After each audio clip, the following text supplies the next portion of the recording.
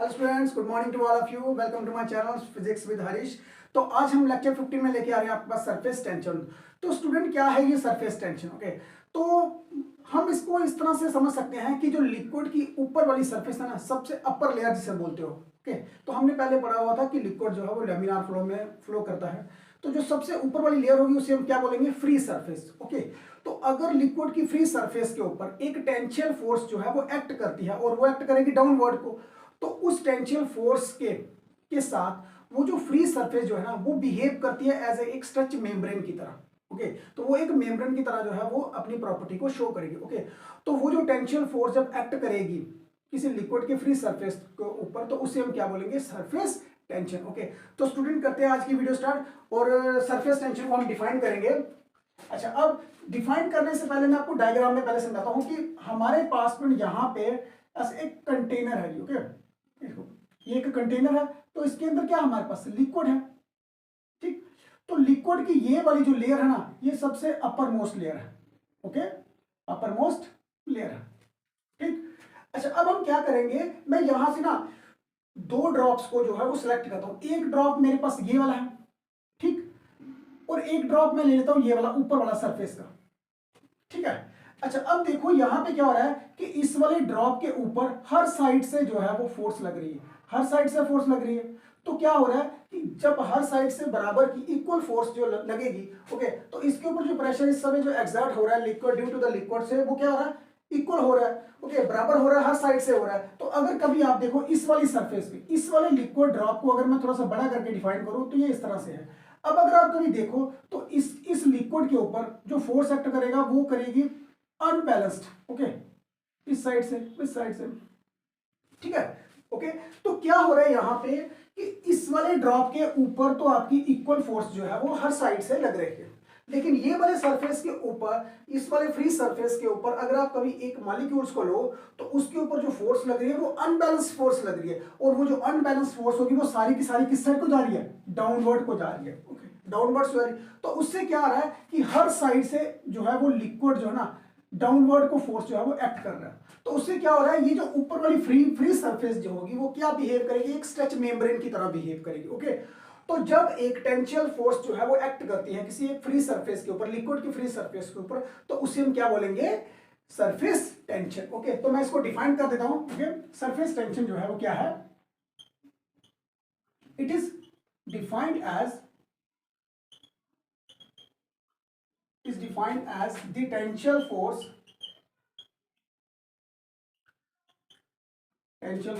Acting on a liquid free surface, on a liquid free surface,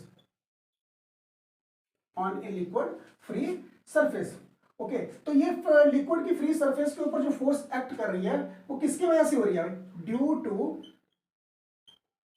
unbalanced intermolecular intermolecular force. Okay, तो यहां तक ये चीज clear है आपके पास कि इस वाले पार्टिकल्स के ऊपर जो लिक्विड के अंदर पार्टिकल है तो उसके हर साइड के ऊपर जो है वो फोर्स लगेगी, हर साइड से फोर्स लग रही है, लेकिन वो इक्वल फोर्स लग रही है। बट लेकिन जो जो फ्री सरफेस है उसके ऊपर जो फोर्स लग रही है वो अनबैलेंस फोर्स लग रही है। ओके, तो अब इसको हम क्या बोलेंगे? Surface tension. ओके, यहां तक ये चीज क्लियर है। तो इसे हम किससे डिनोट करेंगे? It is denoted by sigma. Okay, इसे हम किससे डिनोट करेंगे? सिग्मा के साथ डिनोट करेंगे। ओके, तो अगर कभी आप इसको देखो तो इसको किसी और तरह से भी हम इसकी जो डेफिनेशन है वो डिफाइन कर सकते हैं। तो डिफाइन में हम इसको क्या लिखेंगे? अगर कभी दूसरी साइड से इसको हम डिफाइन करेंगे तो इसे हम लिख सकते हैं, it is the property of the liquid, it is the property, it is the property of a liquid by virtue of which it behaves as a stretch membrane, behaves as a stretch membrane, it behaves as a stretch membrane. तो अब student ये क्या है कि ये एक property बन गई है लिक्विड की, clear, by virtue of which it behaves as a stretch membrane. Okay, तो जब ये मेम्ब्रेन जो है वो होगी तो अंडर, तो इससे क्या हो रहा है, अंडर, यहां पे under tensions,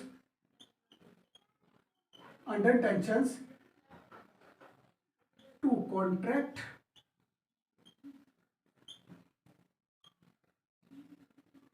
to contract a minimum, to contract a minimum surface area. तो स्टूडेंट अब यहां से एक चीज क्लियर हो गई है कि जो लिक्विड है, जो लिक्विड होगा, अब सरफेस टेंशन से क्या हो रहा है, ऊपर की जो फ्री सरफेस है वो क्या करेगी, वो हमेशा कॉन्ट्रैक्ट होती रहेगी। ओके, तो उससे क्या होगा कि वो हमेशा क्या करेगी कि मिनिमम एरिया को ऑक्युपाइड करेगी, मिनिमम एरिया को क्या करेगी, वो ऑक्युपाइड करेगी। अगर कभी हम दूसरी तरह से भी एग्जांपल में समझे कि मान लो हमारे पास ये एक फ्री सरफेस है, तो फ्री सरफेस में अगर हम किसी कोई एक लाइन ड्रा करते हैं इस तरह से, ठीक है, तो उसके हर साइड से मॉलिक्यूल के ऊपर क्या हो रहा है, इक्वली फोर्स जो है वो लग रही है हर साइड से। तो उससे क्या होगा, ये जो मेम्ब्रेन होगी वो क्या होगी, कॉन्ट्रैक्ट होना स्टार्ट हो जाएगी। ओके, और ये हमेशा ऑक्युपाई करेगी मिनिमम सरफेस एरिया को, मिनिमम सरफेस एरिया को वो क्या करेगी, ऑक्युपाइड करेगी। ओके, तो सरफेस टेंशन जो होगा, अब अगर हम कभी लिखें कि सरफेस टेंशन किसके इक्वल में है, तो हम बोलेंगे फोर्स पर यूनिट लेंथ के। Clear, surface tension is defined as the force per unit length. Okay, तो अगर आप कभी इसके एसआई यूनिट्स देखते हो तो एसआई यूनिट्स जो हैं वो क्या होंगे इसके, इस न्यूटन पर मीटर। ओके, ये चीज क्लियर है, इसके जो एसआई यूनिट्स होंगे वो क्या होंगे, न्यूटन पर मीटर। ओके, तो जो इसका डायमेंशनल फार्मूला है उसको देखो, डायमेंशनल फार्मूले में क्या है आपका, फोर्स के यूनिट्स लिखो, एल टी माइनस टू, तो ये आ गया आपके पास फोर्स के, और यहाँ पे पर लेंथ है तो लेंथ की क्या आएंगे, एल, एल के साथ ये एल कटता है, तो हमारे पास जो डायमेंशनल फार्मूला आएगा वो M L T minus two. ये बन गया आपके पास सरफेस टेंशन का एसआई यूनिट्स भी, और दूसरा का बन जाएगा इसका डायमेंशनल फार्मूला। ओके, तो स्टूडेंट इसके आगे जो इसकी नेक्स्ट टर्म होगी वो कौन सी होगी आपके पास, सरफेस एनर्जी।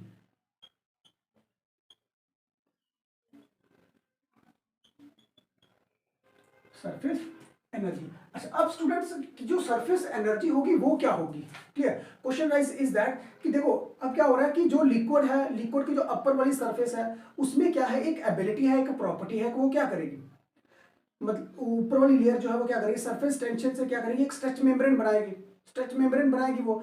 अच्छा, अब ये चीज है कि जो टेंशन फोर्स है जो उसके ऊपर लग रही है उससे क्या हो रहा है, आपके पास सरफेस टेंशन जो है, सरफेस टेंशन से स्ट्रेच मेम्ब्रेन बिहेव कर रही है एज ए जो अपर वाली लेयर है। तो उससे क्या होगा कि जो जो वो जो मेम्ब्रेन है वो क्या करेगी, वर्क डन करेगी, वर्क डन करेगी किसके लिए, मेम्ब्रेन बनाने के लिए। ओके, तो हम कह सकते हैं कि जो सरफेस एनर्जी है वो अगर हम उसको कभी डिफाइन करेंगे तो हम उसको बोलेंगे surface energy is defined as the amount of work done, defined as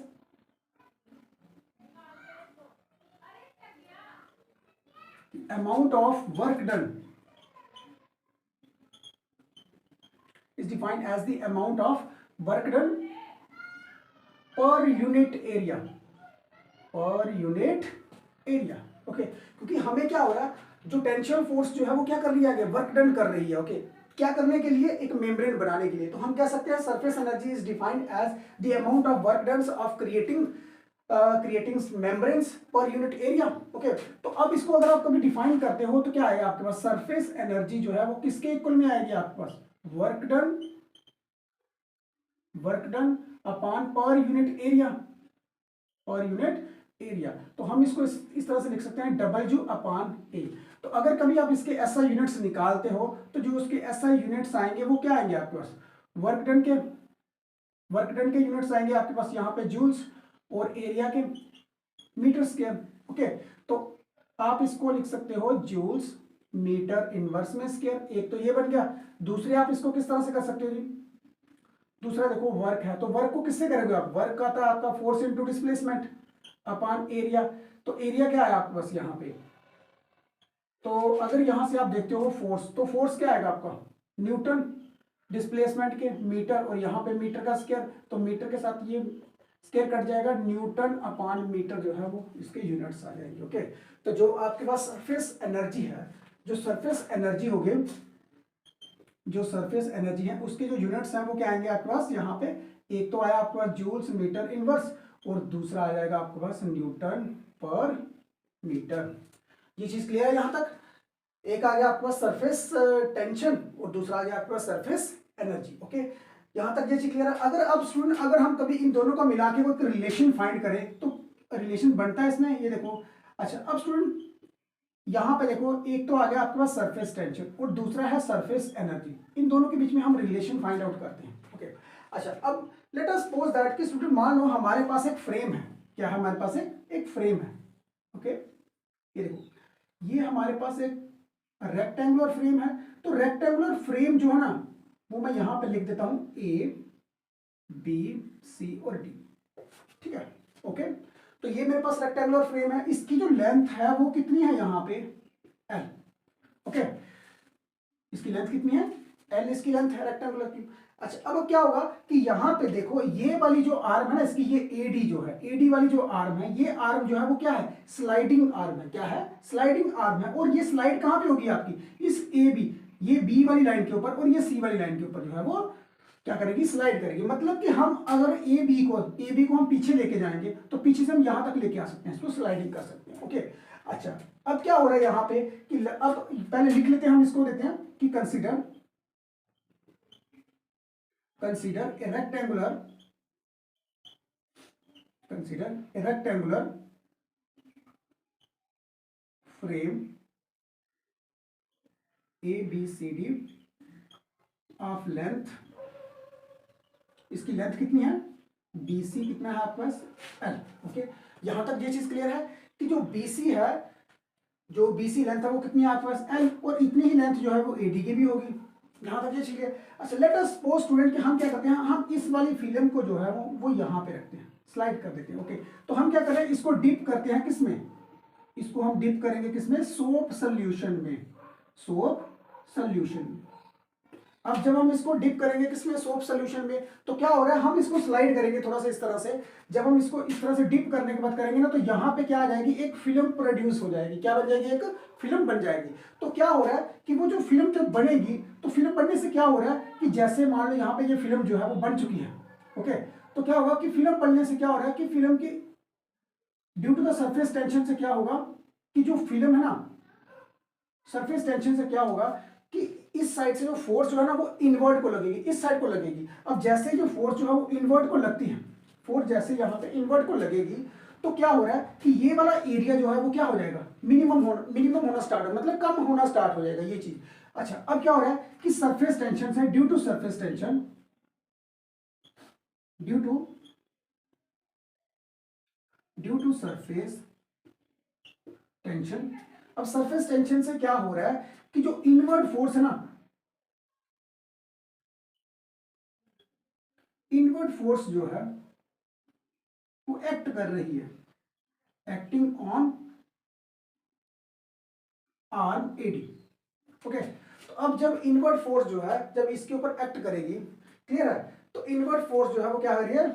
invert force acting on arm AD, तो वो कितनी होगी? B F. यहां तक ये चीज क्लियर है? ओके, अच्छा, अब स्टूडेंट अब हमने यहां पे पढ़ा है कि जो इनवर्ट फोर्स है,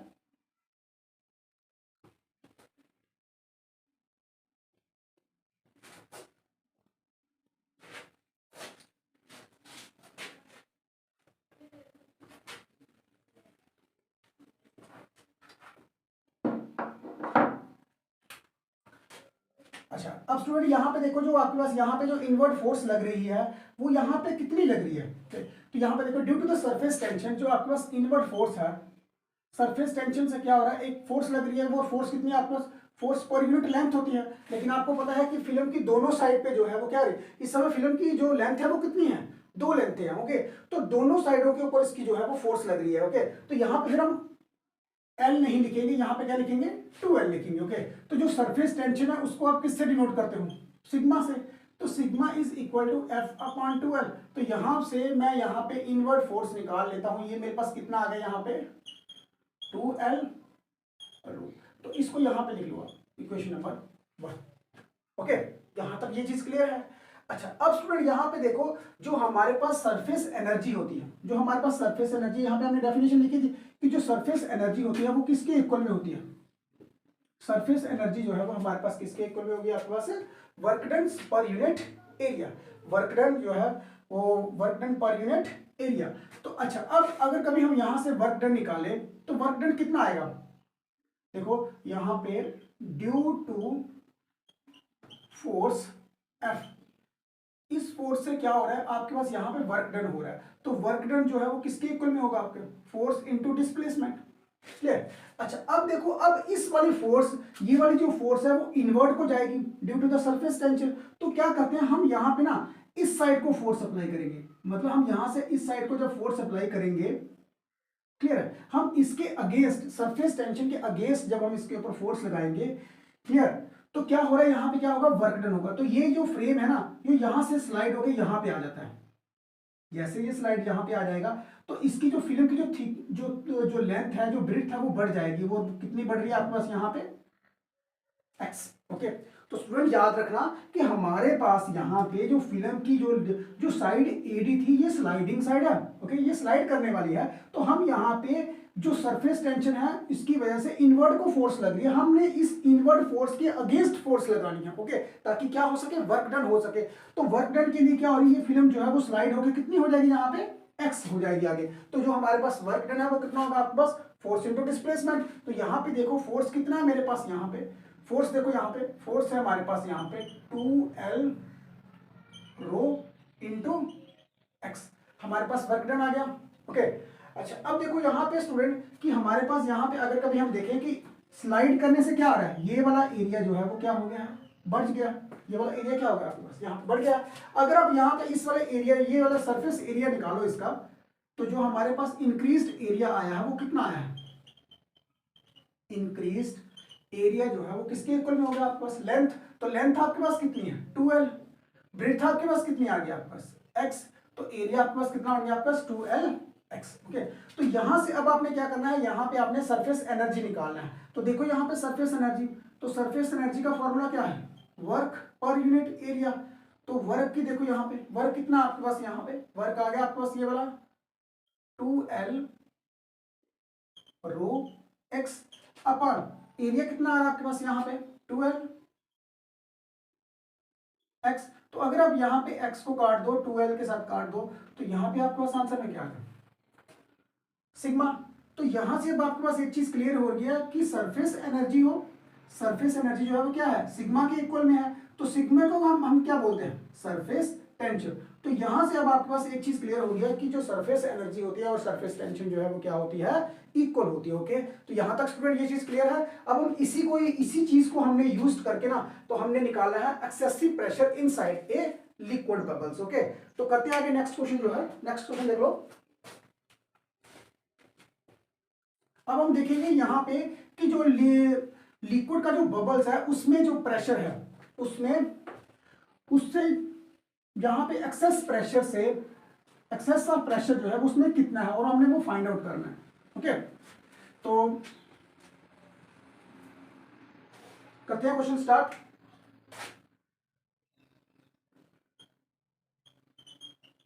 access of pressure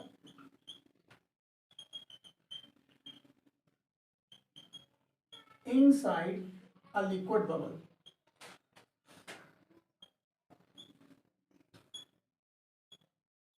inside a liquid bubble। Okay, अच्छा, अब स्टूडेंट इसमें देखो कि मान लो हमारे पास यहाँ पे, लेट अस सपोज कि हमारे पास यहाँ पे एक लिक्विड का बबल है, क्लियर, लिक्विड का बबल है, और उसका जो रेडियस है ना वो कितना है, R है। This is clear. ओके, तो लिख लेते पहले यहाँ पे, कंसीडर ए लिक्विड बबल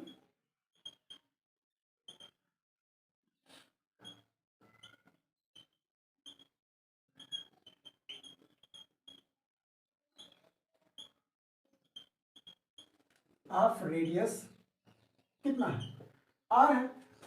अच्छा, अब स्टूडेंट यहाँ पे देखो कि जब भी ये लिक्विड का बबल बनता है तो क्या होता है, एक प्रेशर जो है वो अंदर से लगेगा, क्योंकि आपने देखा होगा कि लिक्विड का बबल जो है जब भी बनता है तो उसमें क्या होता है, उसके अंदर प्रेशर होता है, उस प्रेशर से क्या होता है कि लिक्विड का जो बबल है ना वो क्या होता है, बड़ा होता जाता है। ओके, तो अब यहां से अब आपको एक चीज क्लियर हो गई है कि यहां से अंदर से जो प्रेशर लगेगा लिक्विड की बबल के हर साइड से जो प्रेशर लगेगा वो कितना है आपके पास, पी है। ओके, तो अब बाहर से भी एक प्रेशर लगेगा, जब बाहर से प्रेशर लगेगा, इस साइड से जो प्रेशर लगेगा, बाहर से भी तो प्रेशर लगना है ना लिक्विड के ऊपर। ओके, तो वो वाला प्रेशर कौन सा होगा आपके पास, पी नॉट। ओके, तो पहले इसको लिख लो आप यहाँ पे, पी आई जो है वो कितना आपके पास,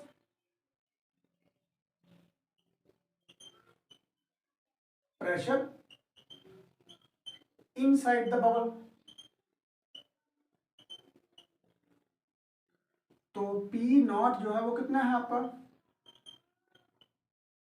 प्रेशर आउटसाइड द बबल। अच्छा, अब देखो प्रेशर जो है वो अंदर से भी लग रहा है, प्रेशर जो है वो बाहर से भी लग रहा है। तो अब आपने जो देखा होगा कि जब भी कभी लिक्विड का बबल बनता है तो लिक्विड का बबल जो है वो क्या होता है, बड़ा होता जाता है। अब जब लिक्विड का बबल जो है वो बड़ा हो रहा है तो यहां से एक चीज तो क्लियर हो रही है कि इनसाइड का प्रेशर जो है वो अभी भी ज्यादा है। Okay, as compare to outside bubble. तो आउटसाइड से प्रेशर है, अब यहां से हमें क्या मिलेगा, एक नेट प्रेशर मिल जाएगा। ओके, तो पहले अब यहां से निकालते हैं हम, यहाँ पे एक्सेस प्रेशर कितना है, ज्यादा प्रेशर कितना है, क्योंकि अंदर प्रेशर ज्यादा है, बाहर प्रेशर कम है। तो यहां से दोनों को माइनस करके तो हमें क्या मिलेगा, एक्सेस प्रेशर, एक्स्ट्रा प्रेशर कितना है as compare to outer side से। तो यहां से आप निकालो एक्सेस प्रेशर, तो वो p i minus p naught. तो p i minus p naught जो है वो क्या बन गया आपके पास, excess pressure, excess of pressure, excess of pressure जो है वो कितना आ रहा है आपके पास यहाँ पे, P i minus p not. Okay, तो यहां तक ये चीज क्लियर है। अच्छा, अब स्टूडेंट आपने जो स्टार्टिंग में जो डेफिनेशन था उसमें पढ़ा होगा यहाँ पे कि जो फोर्स होता है, फोर्स किसके इक्वल में आ रहा है आपके पास, force is equal to, pressure is equal to force per unit area. ये तो ना, प्रेशर की डेफिनेशन क्या है, फोर्स पर यूनिट एरिया। तो अगर हम यहां से एफ निकालें तो एफ किसके इक्वल में आएगा आपका, प्रेशर इनटू एरिया। ठीक है, तो यहां से एक चीज क्लियर हो गई है कि अब जो नेट प्रेशर है वो तो ये वाला है, तो नेट प्रेशर जो है वो क्या है, अंदर वाला प्रेशर होगा। तो उस अंदर वाले प्रेशर से इस इनर वाली साइड पे जो फोर्स लग रही है वो कौन सी होगी आपके पास, force force acting on the inner surface area of the bubble जो है वो क्या होगा आपके पास, एफ। तो अगर आप इस डेरिवेशन से अगर आप वैल्यू निकालो तो आपके पास जो इनवर्ट फोर्स है वो कितनी आएगी आपके पास यहाँ पे, प्रेशर। तो प्रेशर कितना आपके पास यहाँ पे, P i minus p naught. तो ये आ गया आपके पास एरिया। तो एरिया कितना है, एरिया अगर आप कभी देखो तो कि एरिया बन जाएगा आपके पास 4 पाई आर स्क्वायर। ओके, तो ये बन गया आपके पास इनवर्ट फोर्स। जो इनवर्ट फोर्स है वो कौन सी फोर्स है, जो प्रेशर के अंदर से लग रही है, तो सॉरी बबल्स के अंदर से लग रही है। यहां तक ये चीज क्लियर। अच्छा जी, अब स्टूडेंट क्या हो रहा है, देखो कि जो इनवर्ट फोर्स है, इनवर्ट जो फोर्स लग रही है इससे क्या होगा, वर्क डन होगा। तो वर्क डन होने से क्या हो रहा है, ये जो बबल्स है वो क्या हो जाएगा, बड़ा हो जाएगा। अगर कभी हम देखें कि ये बबल जो है जब बड़ा होगा तो क्या होगा, वर्क डन होगा। तो वर्क डन होने से क्या हो रहा है, यहाँ पे इसका जो रेडियस है वो इतना रेडियस जो है वो बढ़ जाएगा, यहाँ से डी आर रेडियस बढ़ जाएगा। ओके, ये चीज देखो कि जो ड्यू टू इनवर्ट फोर्स से क्या होगा कि वर्क डन होगा, क्या होगा, वर्क डन। तो मैं यहां पर लिख देता हूं due to F force acting on the bubble, acting on the bubble. तो क्या होगा, यहां पे स्मॉल वर्क डन होगा। तो जो हमारे पास स्मॉल वर्क डन है, जो हमारे पास स्मॉल वर्क डन है उसको मैं क्या लिख लेता हूं, डेल्टा डबल जो। ओके, तो क्या हो रहा है, इस स्मॉल वर्क डन से क्या होगा, यहाँ पे जब सम हमारे पास यहाँ पे स्मॉल वर्क डन होगा तो स्मॉल वर्क डन से क्या हो रहा है, यहाँ पे आपका जो बबल्स है वो क्या हो रहा है, थोड़ा सा बड़ा हो जाएगा, उसका सरफेस एरिया भी क्या हो जाएगा, इंक्रीज हो जाएगा। तो अगर मैं यहाँ पे वर्क डन निकालूं तो वर्क डन मेरा किसके इक्वल में आएगा आपका, फोर्स इंटू डिस्प्लेसमेंट। तो डिस्प्लेसमेंट मेरा कितनी हुई है, कितना रेडियस मेरा बड़ा है यहाँ पे, डी आर। तो ये चीज करो। अब यहाँ पे f की वैल्यू पुट कर दो, ये वाली जो f की वैल्यू थी ना इक्वेशन नंबर 1, इसको पुट करो यहाँ पे। तो हमारे पास यहाँ पे वर्क डन कितना आया, यहाँ पे P i minus p not, और यहाँ पे आपके पास क्या आ जाएगा, डी आर। ये चीज क्लियर है यहाँ तक। ओके, तो साथ में 4 पाई आर स्क्वायर दिया स्टूडेंट, 4 पाई आर स्क्वायर, और साथ में क्या है, डी आर। ओके, तो ये मेरे पास क्या आ गया, वर्क डन। ओके, यहां तक ये चीज क्लियर है। अच्छा जी, अब देखो यहाँ पे स्टूडेंट क्या हो रहा है कि अगर कभी हम इस वाले, देखो हमारे पास बैलून ये वाला था, पहला बैलून हमारे पास ये वाला है, तो अब प्रेशर से, एक्सेसिव प्रेशर से क्या हो रहा है, आपका जो वॉल्यूम है वो क्या हो रहा है, बढ़ रहा है। अगर आपका यहाँ पे सरफेस एरिया जो है वो बैलून का क्या हो रहा है, इंक्रीज हो रहा है। ओके, तो यहां से हमें एक चीज और मिलेगी कि यहाँ पे आप पहले निकालो, यहाँ पे चेंज इन एरिया कितना आपके पास, चेंज इन एरिया निकालो या इंक्रीज इन एरिया निकालो। इंक्रीज इन एरिया अगर आप निकालते हो तो वो मान लो मेरे पास कितना आ रहा है, डेल्टा ए आ रहा है। तो डेल्टा ए के लिए क्या करना पड़ेगा, हमें यहाँ पे एरिया को निकालना पड़ेगा। तो पहला एरिया मेरे पास कौन सा आएगा, यहाँ पे 4 pi are plus D R का होल स्क्वायर, माइनस कर दो यहाँ पे 4 पाई आर स्क्वायर। देखो मैंने बड़े वाले रेडियस, बड़े वाले सरफेस एरिया में से छोटे वाले सरफेस एरिया को माइनस करके, तो मेरे पास ये वाला सरफेस एरिया निकल जाएगा। ठीक है, कितना एरिया जो है वो मेरा क्या हुआ है, इंक्रीज हुआ है। ओके, तो यहाँ पे इसको सॉल्व करो पहले, तो कितना आ रहा है यहाँ पे 4 पाई। तो इसको सॉल्व करके देखो, ए स्क्वायर बी स्क्वायर प्लस 2 ए और यहाँ पे आ गया डी आर, तो माइनस 4 पाई आर स्क्वायर। तो स्टूडेंट अब देखो ये वाली टर्म के साथ आपका ये वाला आर स्क्वायर कैंसिल हो जाएगा, एक तो ये हो गया। उसके बाद क्या आ रहा है कि देखो स्टूडेंट यहाँ पे डी आर है, डी आर आगे ही बहुत ज्यादा स्मॉल टर्म है, तो अगर इसका अगर आप और स्क्वायर करते हो तो जो और ज्यादा स्मॉल हो जाएगी। तो यहाँ पे मींस दैट कि डी आर स्क्वायर जो है वो क्या है, इज वेरी स्मॉल। ओके, तो देन इट इज निगलेक्टेड, इसे हम क्या कर देंगे, निगलेक्टेड कर देंगे। ओके, तो फिर हमारे पास अब जो टर्म आई है वो कितनी आएगी, यहाँ पे इसको भी कैंसिल कर दो, तो हमारे पास टर्म आ रही है यहाँ पे 4 to 8, 8 pi r d r, ये मेरे पास टर्म आ रही। ओके, यहां तक ये चीज क्लियर है। अच्छा, अब स्टूडेंट क्या करना है हमने, अब देखो हमारे पास यहाँ पे एरिया भी आ गया और हमारे पास यहाँ पे वर्क डन भी आ गया। तो अगर मैं यहाँ से सरफेस एनर्जी निकालता हूं, तो देखो स्टूडेंट यहाँ पे जो सरफेस एनर्जी है उसका फॉर्मूला क्या है, work done upon per unit area. ये चीज क्लियर है, surface energy is defined as work done per unit area. तो स्टूडेंट हमने पिछले डेरिवेशन में किया था कि जो सरफेस एनर्जी होती है, ये देखो मैं यहाँ पे लिख देता हूं कि जो सरफेस एनर्जी होती है वो किसके इक्वल में होती है, आपको सरफेस टेंशन के इक्वल में होती है। तो सरफेस टेंशन को हम किससे रिप्रेजेंट करते हैं, सिग्मा से रिप्रेजेंट करते हैं। तो अगर मैं इस वाली डेरिवेशन में सरफेस टेंशन का डायरेक्ट फार्मूला यहाँ पे लिख दूं कि sigma is equal to delta W. अब देखो यहाँ पे जो डेल्टा डबल जू है वो कितना है, P I P not 4 pi r square d r. Okay, तो अपॉन पर यूनिट एरिया, तो एरिया कितना है यहाँ पे, एरिया हमारे पास ये वाला है।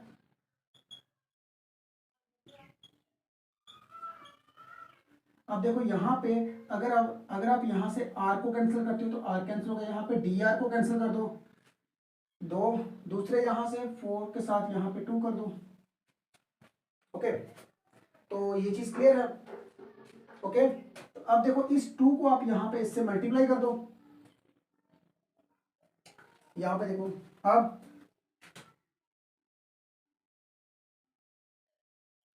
2 सिग्मा, तो यहाँ पे अब आपके पास सिंपल क्या बच गया, यहाँ पे आर बच गया है। तो आर को आप यहाँ पे ले आओ तो आपके पास क्या आएगा, excessive pressure P i minus p not.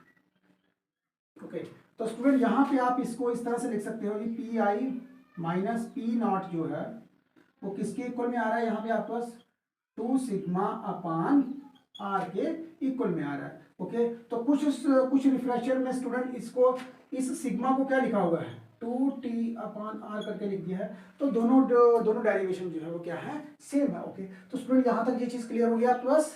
Okay okay student, thanks for this.